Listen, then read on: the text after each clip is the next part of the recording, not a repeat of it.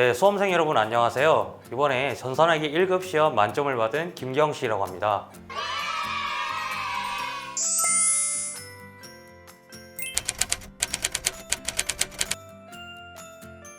전산 세무회계 자격시험을 시작한 것은 공기업 취업 준비를 하면서입니다.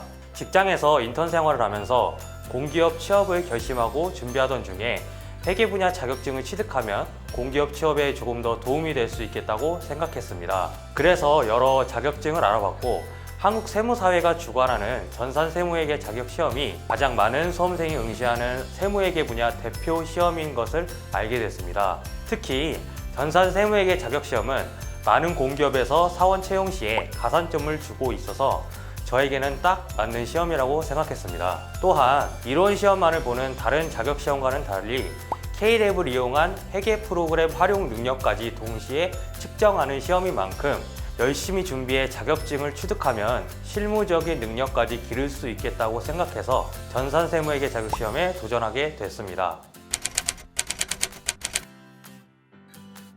저는 세무회계 분야를 전공하지 않았습니다. 비전공자로서 처음 세무회계 용어를 접하고 시험을 준비하는 것이 쉬운 도전은 아니었지만 기초부터 차근차근 배워보자는 마음으로 시작했습니다. 무엇보다 전산세무회계 자격시험을 공부할 수 있는 교재들이 시중에 많이 출간돼 있고 전산세무회계 자격시험을 주관하는 한국세무사회에서도 수험생들을 위한 기출문제나 K-랩 프로그램 등을 홈페이지에서 무료로 제공하고 있어서 전공을 하지 않았거나 처음 시험을 준비하는 수험생들도 무리 없이 시험 준비를 할 수 있는 환경이 갖춰져 있었습니다.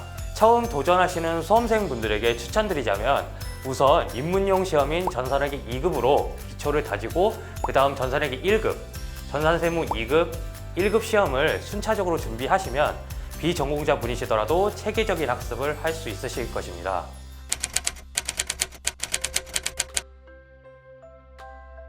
네, 만점을 맞은 특별한 노하우라면 아무래도 총 60분의 시험 시간을 효율적으로 사용하는 연습을 꾸준히 한 것입니다. 이론을 아무리 많이 알고 있어도 결국 시험은 제 시간 안에 가장 많은 문제를 정확하게 맞춰내는 작업입니다.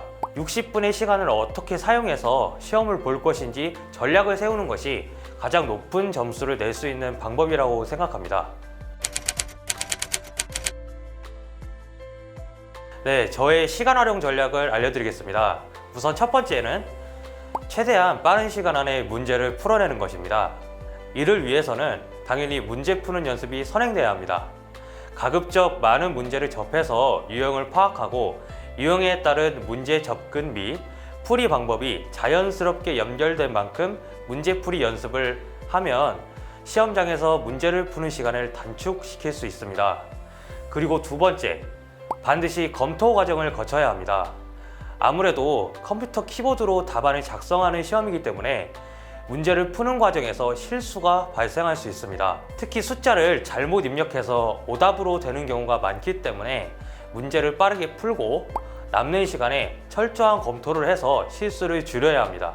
문제를 푸는 과정에서 잘 모르는 문제가 있었다면 일단은 다음 문제를 풀고 검토 과정에서 다시 한번 보는 것이 좋습니다. 난해한 문제로 시간을 빼앗기면 마음이 급해져서 다음 문제 풀이에도 영향을 주고 검토 시간도 빼앗겨 실수가 많아질 수 있습니다.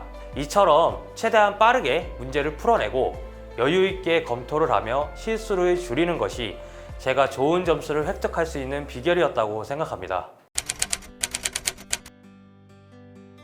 네, 제가 만점을 받은 공부 방법의 핵심은 바로 반복학습입니다. 저도 다른 합격생들의 합격 수기를 볼 때마다 반복학습 그리고 기출문제 풀이가 중요하다는 이야기를 많이 들었는데요. 저도 같은 생각입니다. 제가 분계 이론을 처음 공부할 때 개념을 이해하는 데 있어서 상당한 어려움이 있었습니다. 평소 생각하던 관점을 조금 바꿔서 이해하는 과정이 필요했기 때문입니다. 그래서 저는 우선 교과적으로 분계의 개념과 원리를 꼼꼼히 살펴본 후에 이를 노트에 적어놓고 수시로 읽으면서 암기하는 과정을 반복했습니다. 계속해서 반복하다 보니 어느 순간 어떤 원리로 이루어지는 개념인지 딱 이해되는 순간이 있었습니다. 고시 공부를 하시거나 공무원 시험을 준비하는 수험생분들도 해독의 중요성을 항상 강조하시는 것으로 알고 있습니다. 여러 차례 책을 읽는 것, 곧 반복학습은 모든 수험의 기본이라고 생각합니다. 기출 문제를 푸는 것도 물론 중요합니다. 하지만 단순히 문제를 풀고 틀린 문제를 확인하는 것에 그친다면 다음에 비슷한 문제가 나와서 또 틀리게 됩니다. 자격시험은 일정한 유형에 따라 문제가 출제가 됩니다. 예를 들어 회사 등록이나 거래처 등록 오류 정정 같은 문제는 시험 문제 안에 정답에 힌트가 있는 유형이므로 이런 특성을 파악해서 절대 틀리면 안 된다고 생각했습니다. 이처럼 틀린 문제 유형을 살펴보고 틀린 이유를 분석해 반복적으로 학습하면 시험장에서 같은 실수를 하지 않을 수 있습니다.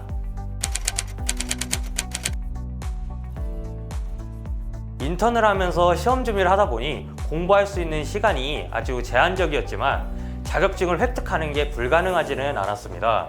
저는 평일에는 퇴근 이후 최소 3시간은 매일 공부를 하자는 생각으로 시험을 준비했습니다. 평일에 부족했던 공부량은 주말을 최대한 활용해서 채워나갔던 것 같습니다.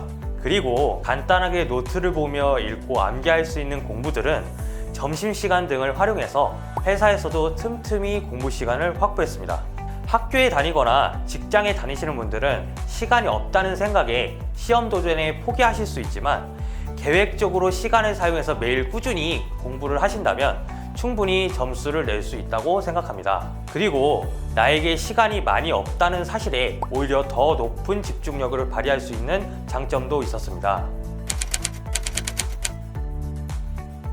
저는 전산회계 1급을 취득하고 현재는 공기업 취업 준비에 전념하고 있습니다. 공기업으로 취업에 성공하고 나면 전산세무 1급 자격시험에도 도전해서 세무회계 분야를 더 깊이 공부를 해보고자 합니다.